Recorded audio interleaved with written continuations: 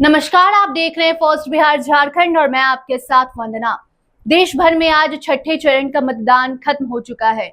बिहार की अगर हम बात करें तो बिहार में पूर्वी चंपारण, पश्चिम चंपारण, वाल्मीकि नगर, गोपालगंज, महाराजगंज, सिवान, वैशाली, शिवहर जैसे तमाम सीटों पर आज चुनाव हुआ। ऐसे में अब चुनाव आयोग ने आंकड़े पेश कर दिए हैं और अब मालूम चल गया है कि 55.45% बिहार में मतदान हुआ है।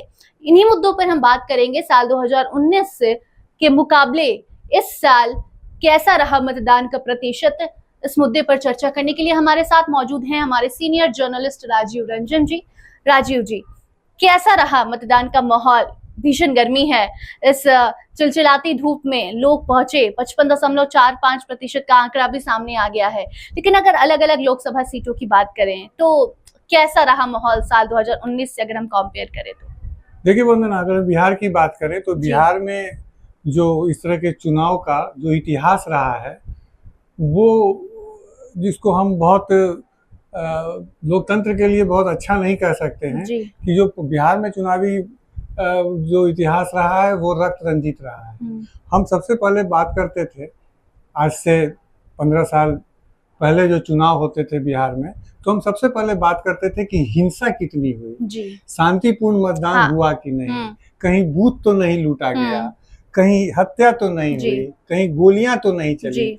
तो हमको लगता है कि अब उस फेज से बिहार बाहर निकल चुका है। और इस बार जो चुनाव में जो मतदान हुआ है, छठे चरण का जो मतदान आज खत्म हुआ है, तो ये तकरीबन हम अपने दर्शकों को समझाने के लिए ये बता दें कि 2019 में जो लोकसभा का चुनाव हुआ था, तो जिस तरह से चुनाव आयोग ने मतदान करवाने का जो क्राइटेरिया तय किया था, वही क्राइटेरिया इस बार भी रिपीट कर दिया गया है। कहने का मतलब कि बिहार में पहले चरण में जिन जो भी चुनाव क्षेत्रों में 2019 में जहां चुनाव हुआ था, वही पहले फेज में यहाँ हुआ है। तो इसलिए बिहार में जो छठे चरण में 2019 में जो चुनाव हुए थे, उन्हीं लोकसभा क्षेत्रों में इस बार भी चुनाव हुआ है। वही पैटर्न वही है, बाकी कुछ नहीं। लेकिन बदला जो है इस बार, वो बदला है मतदाताओं का मिजाज। तब भी गर्मी थी, फिर भी वो मई में वो भी इलेक्शन हुआ था, मई में ही 2019 में। इस बार भी काफी गर्मी है। लेकिन इस बार जो हम देख रहे हैं कि मतदान के प्रतिशत में जो कमी आई है, वो 3.02% की कमी आई है। और ये कमी जो है वो किसी एक विधान लोकसभा क्षेत्र में नहीं आई है, वो 8 के 8 लोकसभा क्षेत्रों में मतदान में वो कमी दर्ज की गई है। हम सबसे पहले बात करते हैं वाल्मीकि नगर में। एक नंबर सीट कहा जा रहा है, उसको एक नंबर का सीट भी कहा जाता है बिहार का। तो वाल्मीकि नगर में वर्ष 2019 के लोकसभा चुनाव में वहां जो मतदान का प्रतिशत दर्ज किया गया था, वो था 61.88%।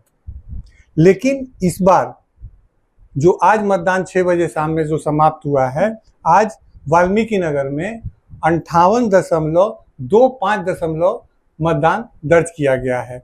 यही हाल पश्चिम चंपारण का भी है। पश्चिम चंपारण में 2019 में 61.79% मतदान दर्ज किया गया था। इस बार 59.75% मतदान दर्ज किया गया है। तो हम ऊपर से लेकर नीचे में जिन लोकसभा क्षेत्रों की हम बात कर रहे हैं, सभी 8 लोकसभा क्षेत्रों में इस बार मतदान में कमी आई है। पूर्वी चंपारण की बात करें तो पूर्वी चंपारण में 2019 में जहां 59.94% का मतदान दर्ज किया गया था, वहीं आज 57.30% मतदान दर्ज किया गया है। शिवहर की बात करें तो शिवहर में 2019 में 59.40% का मतदान दर्ज किया गया था, जो इस बार 56.50% का मतदान दर्ज किया गया है। वैशाली की बात करें तो वैशाली में 2019 में 61.85% मतदान दर्ज किया गया था, जो इस बार 58.50% मतदान दर्ज किया गया है। सबसे कम जो लोकसभा क्षेत्र जो इस बार यहाँ सबसे ज्यादा मतदान के प्रतिशत में कमी आई है, वो है गोपालगंज सुरक्षित लोकसभा क्षेत्र। गोपालगंज सुरक्षित लोकसभा क्षेत्र में 2019 में 26% मतदान दर्ज किया गया था, जो इस बार 50.70% है। तकरीबन 5% की कमी यहाँ दर्ज की गई है। इसी तरह सीवान में 2019 में 54.73% मतदान दर्ज किया गया था, जो इस बार 52.50% है। और महाराजगंज में 2019 में 53.80% मतदान दर्ज किया गया था, जो इस बार 51.27% है। तो हम कह सकते हैं कि बिहार के छठे चरण में बिहार की सभी जिन 8 सीटों पर आज मतदान संपन्न हुआ है, वहां 3.02% की कमी आई है। जी राजीव जी, कहीं ना कहीं आपने जो आंकड़ा बताया ये बताता है कि हर एक लोकसभा सीट पर आज जिन 8 सीटों पर मतदान हुआ, मतलब गिरावट आई है। आंकड़े कह रहे हैं कि लोग वहां नहीं पहुंचे। क्या कारण हो सकता है? क्या जागरूकता की कमी है या फिर गर्मी है? क्या कारण आपको लगता है? देखिए, ये कम मतदान होना जो होता है, हम ये नहीं कह सकते हैं कि कम मतदान होने से जो दोनों गठबंधन आमने सामने हैं, एनडीए और इंडिया, तो इसमें घाटा किसको हो रहा है और मुनाफा किसको हो रहा है, ये कहना बहुत मुश्किल है।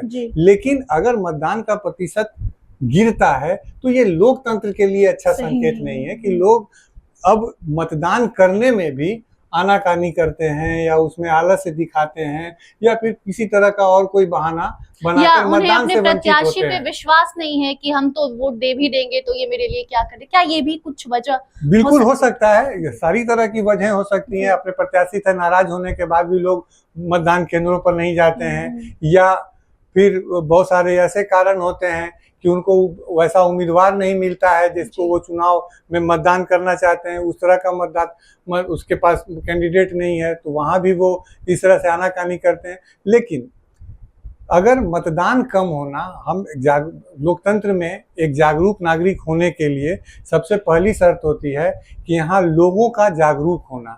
अगर लोग मतदान से अरुचि ले रहे हैं तो ये एक गलत इशारा है। संकेत खतरनाक है। और इसको लेकर के चुनाव आयोग या फिर सरकारों को भी, चाहे वो राज्य की सरकार हो या केंद्र की सरकार हो, उनको लोगों के बीच इस तरह की जागरूकता अभियान चलानी चाहिए कि लोग, और मतदान केंद्र बहुत मतलब कि 90% मामलों में ऐसा होता है कि मतदान केंद्र किसी के घर से काफी दूर नहीं होता है, वो 1-1.5 किलोमीटर के दायरे में दिया जाता वो होता है। तो ऐसे में अगर मतदान करने में लोग रुचि नहीं लेंगे तो फिर इस लोकतंत्र का तो भगवान ही मालिक है। लेकिन राजीव जी, एक और चीज है कि जब पहले चरण का मतदान हुआ उस वक्त जो गर्मी थी अभी से तो कम ही थी, लेकिन उस समय जो आंकड़ा था वो कम था। उसके बाद प्रधानमंत्री नरेंद्र मोदी हो या फिर तमाम अलग अलग विभागों के द्वारा लोगों को जागरूक किया गया, शिक्षा विभाग हो या फिर बिहार पुलिस हो, वो अपने सोशल मीडिया प्लेटफॉर्म के तहत अलग अलग तरीके से पोस्ट करके, क्योंकि लोग सोशल मीडिया पर काफी ज्यादा एक्टिव रहते हैं, लोगों को जागरूक करने की कोशिश कर रही है। तो कुछ बदलाव तो पहले चरण के मुताबिक आज छठे चरण में देखने को मिला। बिल्कुल बुल्का थोड़ा बहुत सुधार देखने को मिला है, लेकिन ये सुधार ऐसा नहीं है। हमारे बगल के राज्य जो कल तक बिहार का हिस्सा था, झारखंड, वहां का जो मतदान प्रतिशत हम देख रहे थे, वहां जो आज मतदान हुआ है वो करीब 64-65% मतदान हुआ है वहां। उसी तरह बगल में हमारा पड़ोसी राज्य है पश्चिम बंगाल है, वहां का अगर मतदान प्रतिशत देखिए तो, और वंदना इसमें और भी कुछ कारण है। बिहार में मतदान कम होने का एक सबसे प्रमुख कारण है यहाँ से लोगों का पलायन करना। यहाँ के काफी छात्र जो बिहार के रहने वाले हैं वो अपनी पढ़ाई के लिए देश के विभिन्न राज्यों में रहकर वो अपनी पढ़ाई कर रहे हैं। इसी तरह रोजगार के लिए भी लोगों को पलायन करना पड़ता है।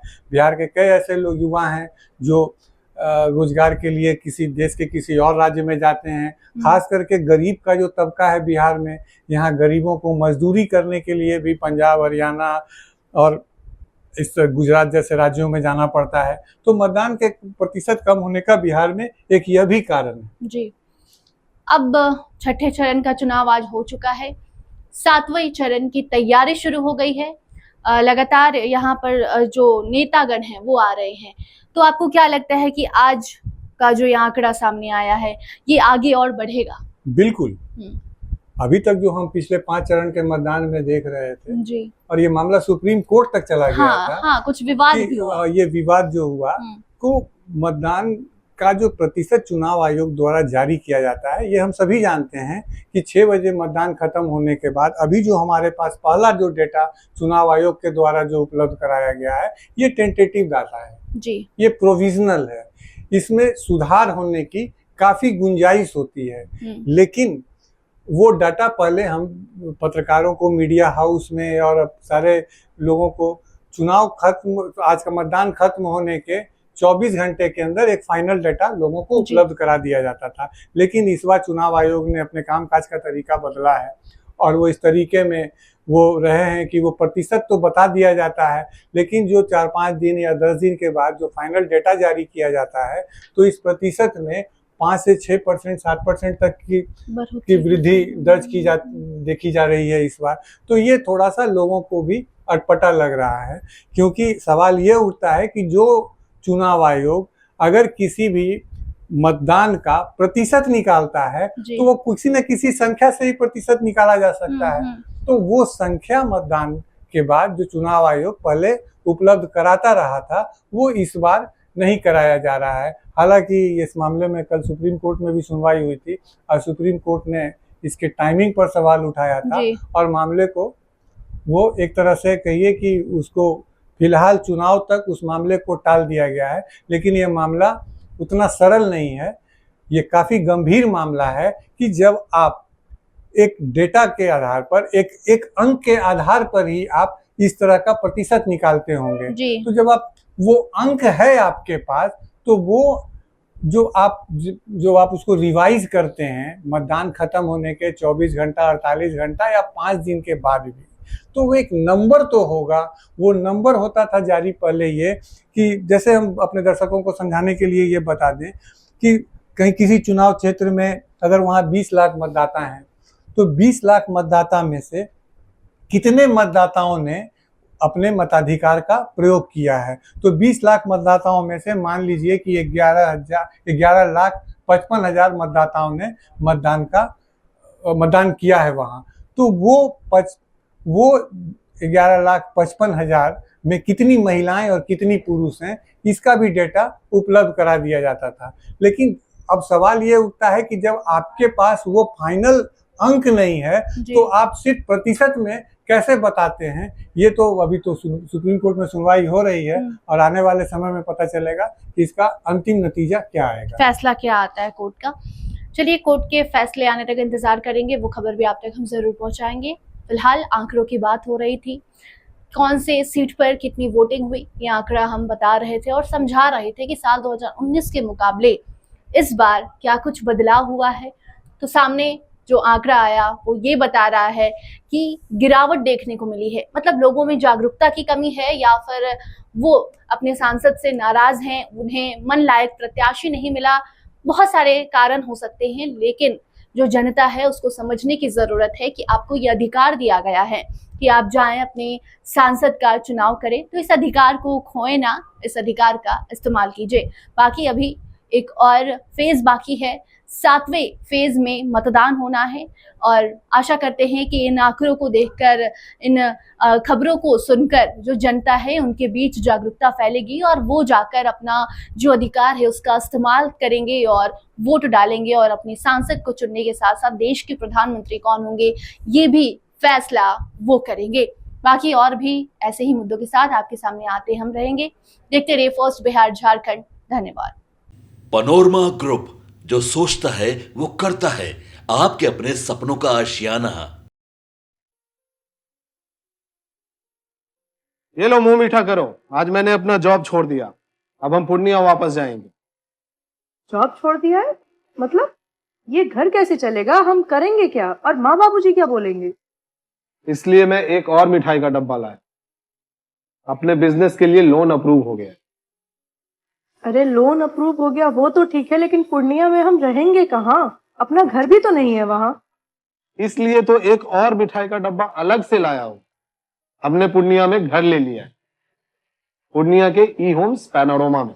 पूर्णिया में पैनोरमा ग्रुप लेकर आए हैं ई होम्स पैनोरमा। बड़ा घर, आलीशान जिंदगी और अत्याधुनिक सुविधाओं के संग। अरे अब क्यों मुंह मीठा करवा रही हो? क्योंकि हम घर वापसी जो कर रहे हैं। घर वापसी की खुशी पूर्णिया में ई होम्स पैनोरामा के संग। ई homes panorama, luxurious lifestyle redefined.